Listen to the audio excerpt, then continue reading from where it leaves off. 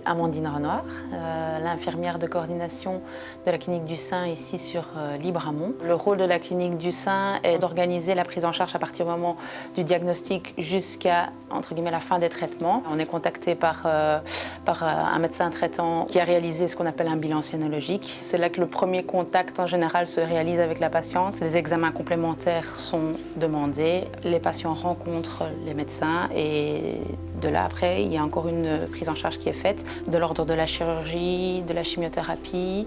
Ça dépend un petit peu au cas par cas. Une fois que cette première partie de traitement est réalisée, il y a les autres traitements qui sont possibles, radiothérapie, hormonothérapie. En 2025, quand ça se passe mal, on a quand même des moyens, on a quand même un panel de traitements qui est possible. On sait qu'on ne vise pas la guérison totale, mais on essaye de limiter l'évolution possible de la maladie.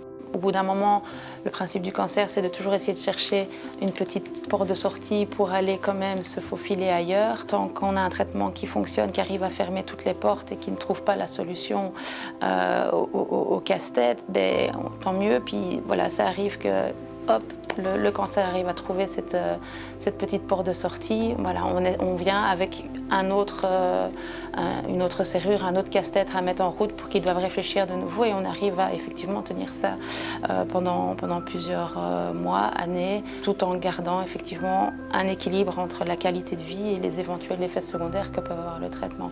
On a vraiment plusieurs lignes de traitement possibles quand on sait que le cancer du sein est déjà fort évolué. Dans les parcours des patientes, il y a aussi des patientes effectivement où après toutes les lignes de traitement qu'on propose, soit elles s'épuisent et voilà, il y a une question qui commence à se poser sur est-ce que ça a encore un sens pour moi d'avoir des traitements. À ce moment-là, il y a les soins palliatifs et là, c'est un soutien de nouveau avec d'autres spécialistes, une équipe de nouveau pluridisciplinaire pour que ça se passe au mieux pour ce moment-là, pour la personne, pour ses proches.